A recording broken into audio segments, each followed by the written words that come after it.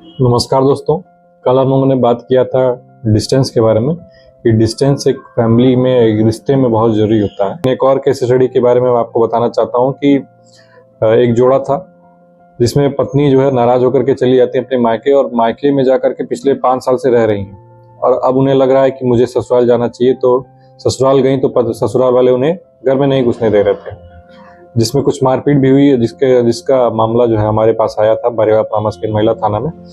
तो मैंने उस दोनों की बातों को सुना। तो उसमें पति ने बताया कि पिछले 5 साल से अपने मायके में रह रही हैं, बच्चा होने के बाद से गुस्सा करके चली गई थी मायके और मायके में ही रह रही हैं। अब इसमें मैटर ये फंस रहा है कि 5 साल तक दोनों के बीच में बात ही नहीं हुई, और जब बात नहीं हुई इसी कारण दोनों के बीच में काफ़ी दूरियां आ गई, और जब दूरियां आ गई हैं इससे जो है प्रॉब्लम बढ़ती ही जा रही है कि जब आदमी के मन में दूरियां आ जाती है तो मन से वो निकल चुकी हैं और एक मन में एक भावना उत्पन्न हो गई है पति पत्नी के बीच में कि हमारा सामने वाला साथ नहीं दे रहा है। लेकिन अब अचानक से पत्नी कह रही है कि मुझे अब उनके साथ ही रहना है। अब ये किस मामले में क्यों कह रही है ये तो नहीं पता, लेकिन अब चाह रही है साथ रहना है तो अच्छी बात है।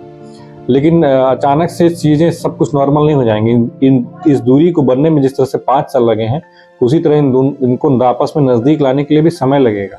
अचानक से नहीं कोई चीज़ें हो जाती हैं।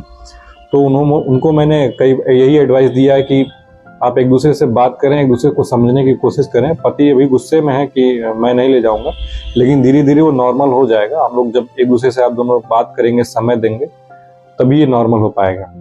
लेकिन जो पत्नी है उनकी, वो बार बार अपने पति के ऊपर बहुत प्रेशर बना रही है कि नहीं मैं साथ ही जाऊंगी, आप क्या कर लेंगे। तो ऐसे में गुस्सा दिखाने की जरूरत नहीं है। गलती आपसे हुई है तो गलती का गिल्ट भी रखिए, और गुस्से से आप किसी का प्यार नहीं जीत सकती, प्यार ही जीत करके जाना है। अगर आपको पति के घर जाना है, पति के साथ ही रहना है, तो आप उनसे प्यार से ही बात करेंगे, तभी मामला सॉल्व हो पाएगा।